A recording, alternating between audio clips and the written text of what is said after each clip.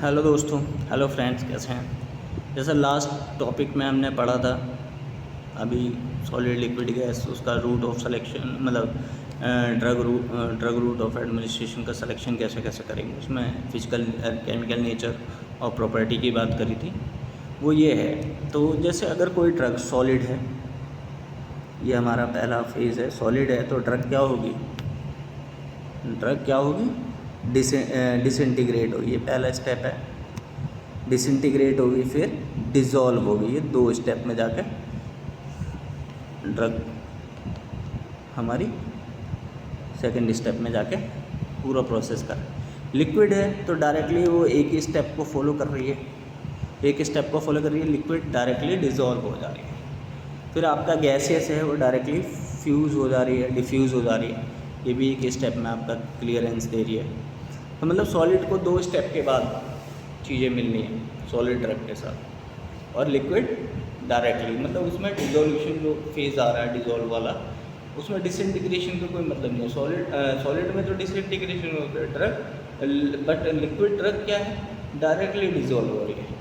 Gases drug क्या है, directly diffuse हो रही है, डिज़ोल्व होने की भी ज़रूरत नहीं, वो डिफ्यूज़ होकर डिस्ट्रीब्यूट हो जा रही है मल्टी ऑर्गन्स पे, जहाँ जहाँ उसको ज़रूरत है। बात समझ में आई? ठीक है, गुड।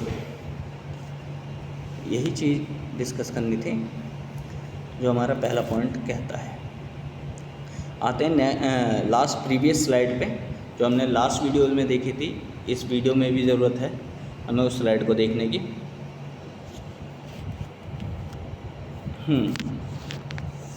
सेकंड है साइट ऑफ डिज़ायर एक्शन। अब ड्रग का एक्शन का जो साइट है ना, वो भी डिसाइड करेगा रूट ऑफ एडमिनिस्ट्रेशन। सपोज़ आपके यहाँ पे वाउंड है, तो आप क्या ओरली टैबलेट खाते रहो या ओरली मेडिसिन लेते रहो। हमें लोकल साइट पे ज़रूरत है, तो ज़रूरी थोड़ा पूरी बॉडी को जनरलाइज तरीके से मेडिसिन लो, नहीं ना। तो लोकल बाउंड पे हमें लोकल एप्लीकेशन की ज़रूरत है। लोकल एप्लीकेशन कुछ भी हो सकती है, टॉपिकल हो सकती है ना, टॉपिकल हो सकती है, स्प्रे फॉर्मेट में हो सकता है, या लोशन हो सकता है, कुछ भी हो सकता है टॉपिकली जो हम यूज़ कर रहे हैं। टॉपिकली लगाइए सिर्फ इस बाउंड को हील करने के लिए, इस एरिया में, इतने ही एरिया में एक्शन की ज़रूरत है, तो हम लोकल एक्शन की ड्रग का यूज़ करेंगे। वो हमारा रूट डिसाइड कर दिया उसने, लोकल रूट है ना। अगर पूरी बॉडी में, सपोज बॉडी एक है, बॉडी पेन है, तो ये थोड़ा कि एक पूरी बॉडी में पेन है तो हर जगह मेडिसिन अप्लाई करते रहोगे, नहीं। एक सिंपल प्रोसेस से कोई भी ड्रग ली, अब पूरी लोकली बॉडी की ज़रूरत है तो ओरली भी ले सकते हो, ज़्यादा है तो अलग रूट ऑफ एडमिनिस्ट्रेशन, मतलब जनरल बॉडी को ज़रूरत है तो वो डिसाइड करेगा आपका रूट कैसा पेन है। सपोज पूरी बॉडी में ही कहीं चोट लग गई है तो आपको बहुत इंस्टेंट पेन रिलीफ चाहिए, तो आप आईवी भी ले सकते हो, आईएम भी ले सकते हो, है ना। लेकिन अगर वही आपको नॉर्मली पेन है पूरी बॉडी का, वैसे हरारत वाला दर्द है जिसे बोलते हैं जनरली, है ना, मौसम के अनुसार, तो आप नॉर्मली एक टैबलेट भी ले सकते हो। तो दोनों में है, बॉडी पूरी बॉडी को ज़रूरत है ड्रग की, लेकिन दोनों का एक्शन डिज़ायर बताया ना कि डिज़ायरेबल एक्शन के अकॉर्डिंग उस ड्रग का रूट डिसाइड हुआ कि आपने ओरली लिया कि आईवी लिया कि आईएम लिया। ठीक है, होपफुली आप सभी को समझ में आ रही होंगी मेरी बातें। अगर किसी को कोई भी टॉपिक या कंटेंट नहीं समझ में आ रहा, या मतलब कहीं पे भी डिस्प्यूट लगता है, तो आप मुझे कमेंट में सजेशन या कोई भी सुझाव दे सकते हैं। या किसी को ऐसा लगता है कि मैं बहुत स्पीडली पढ़ा देता हूँ, माइंड के ओवरफ्लो चला जाता है, तो you can easily comment. Next है हमारा third point, rate and extent of absorption of drug, जिसे हम बायोएबिलिटी भी बोलते हैं। बायोएबिलिटी की डेफिनेशन ही यही है, rate and extent of absorption of drug, कि कितनी देर, किस दर पे, किस हिसाब से, किस लिमिटेशंस पे ड्रग आपकी जो एब्जॉर्व होगी, कितनी देर तक एक्सटेंट रहेगी, आपकी बॉडी में कितनी देर तक रुकने की क्षमता रखती है वो, उस क्षमता को ही हम बायोएबिलिटी कहते हैं। सपोज हमने कोई ड्रग खाई ली, तो उस ड्रग का ज़रूरी थोड़ा कि अगर ड्रग 500 mg है, सपोज 100% उसका हम ले रहे हैं, तो वो 100% ही हमारी बॉडी पे इफ़ेक्ट करेगी। उसका कुछ पार्ट हमारा डिज़ोल्व मेटाबॉलिज्म प्रोसेस होते होते कुछ बायोएबिलिटी का कंटेंट कम हो जाएगा। और जब हमें असर करने की जगह पे पहुंचेगी वो ट्रक, तो थोड़ा सा उसका वायबिलिटी कंटेंट बचेगा, बाकी चीज़ें उसकी डिस्ट्रैक्ट हो जाए। मतलब 100% ली हमने कोई ट्रक, और जब तक उसका एक्शन शुरू हुआ तब तक उसकी वायबिलिटी 30 to 40% ख़त्म हो गई। 50 to 60% ही हमें वायबिलिटी मिली, और वो 50 to 60% ज़्यादा देर तक रहेगी नहीं। 100% की अलग चीज़ होती है। नेक्स्ट है हमारा metabolism of drug. Metabolism of drug को समझने से पहले कि ये छोटा सा हम डायग्राम समझ लेते हैं, है ना, ये वाला। चलो मैं इसे मिटा दे रहा हूँ, इस सर्कल को, कट गया है कुछ पार्ट। कोई ड्रग, ये सपोज ये जो रेड कलर से डॉट बना हुआ ये है टैबलेट। मेरी तो राइटिंग भी अच्छी नहीं है। टैबलेट, टैब है। ओरली ली गई कोई ड्रग, ये हमारा लीवर है, शायद मैंने ये भी नहीं लिखा हुआ, ये लीवर है, ठीक है। ड्रग ली, यहाँ से आपका स्टोमक में आई, जीआईटी में, जीआईटी में ड्रग आई, ये आई ड्रग, ये रेड कलर का डॉट जो है, ठीक है। ड्रग आई, सॉलिड ड्रग है, ओरली ली, यहाँ पे टैबलेट लिख देता हूँ, ओरली, ओरल रूट से ली। जब ओरली आई कोई सॉलिड ड्रग है तो वो क्या होगी, डिसइंटीग्रेट होगी, टूटेगी छोटे छोटे टुकड़ों में। कहाँ टूटेगी, ये पूरा पोर्शन क्या कहलाता है, इतना पोर्शन, जीआईटी।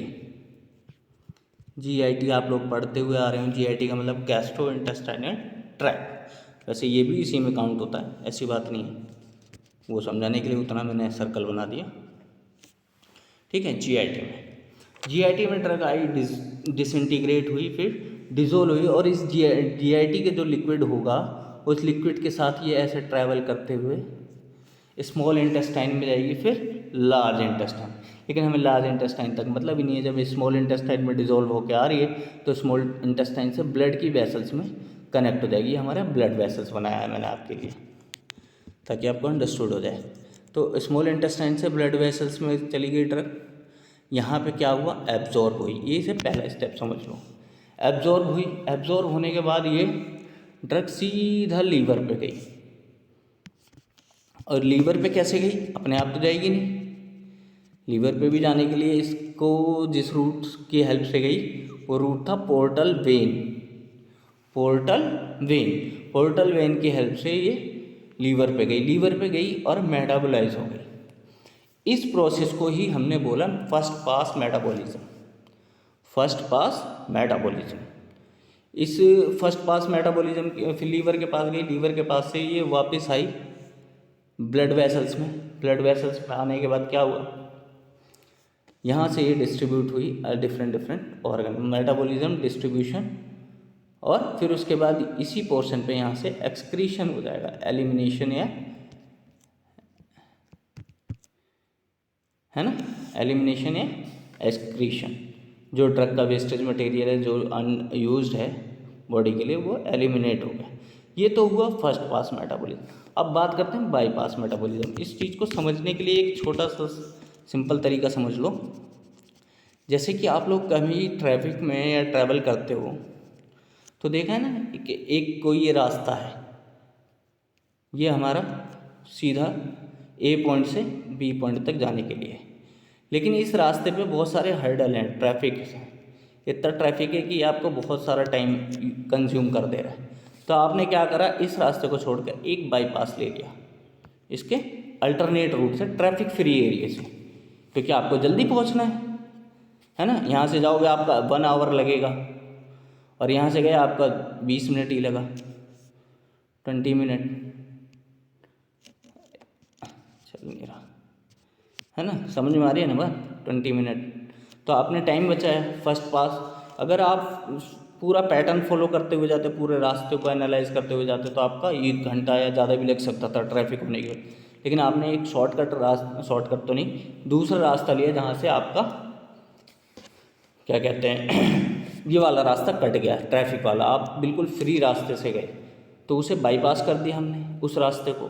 जब उसे बाईपास कर दिया तो डायरेक्टली हमें जहाँ पहुँचना था हम डायरेक्टली वहाँ पहुँचे, लेकिन टाइम से पहले। जो हमें नॉर्मली रास्ते से जाते हैं तो उस पर जो टाइम कंज्यूम होता है उस टाइम से पहले, तो इस रूट को हमने क्या बोला, बाईपास रूट। सेम ऐसे बॉडी करती है बाईपास मेटाबॉलिज्म में।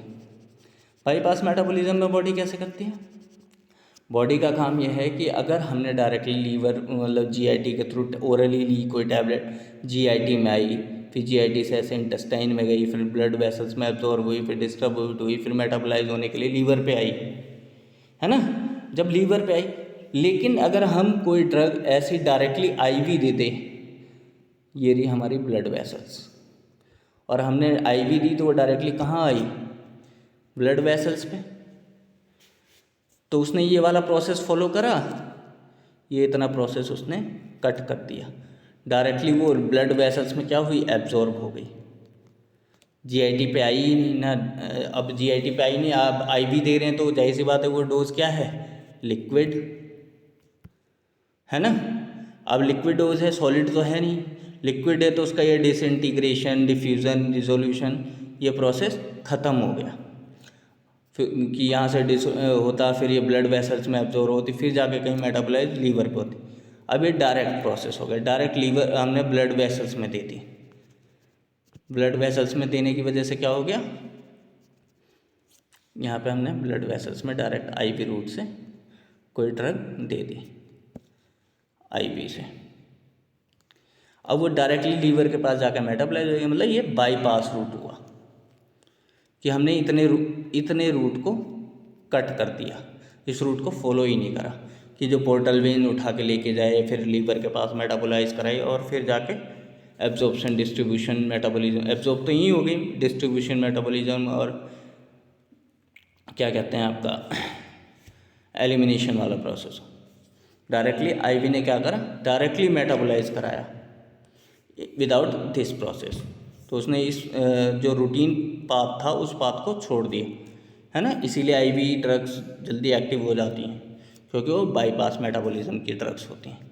आईवी या आईएम आपके दोनों की बात हो रही है, ऐसी कोई भी ड्रग का प्रोसेस जो डायरेक्टली हम ब्लड वेसल्स में देते रहे। होपफुली समझ में आया metabolism of drug, first pass metabolism, bypass metabolism.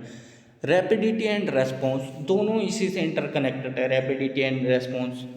Suppose किसी पेशेंट को हमें जल्दी असर करानी है कोई मेडिसिन, तो क्या उसे ओरली देंगे, बहुत पेन में है, बहुत उसमें दिक्कत में है, तो उसे रैपिड की ज़रूरत है, उसका रेस्पॉन्स हमें बहुत जल्दी चाहिए होगा, तो हम क्या करेंगे, उसका फर्स्ट पास मेटाबॉलिज्म की जगह बाईपास मेटाबॉलिज्म से उसका रूट डिसाइड करेंगे, है ना। तभी तो रैपिड और रेस्पॉन्स उसका अच्छा आएगा, है ना।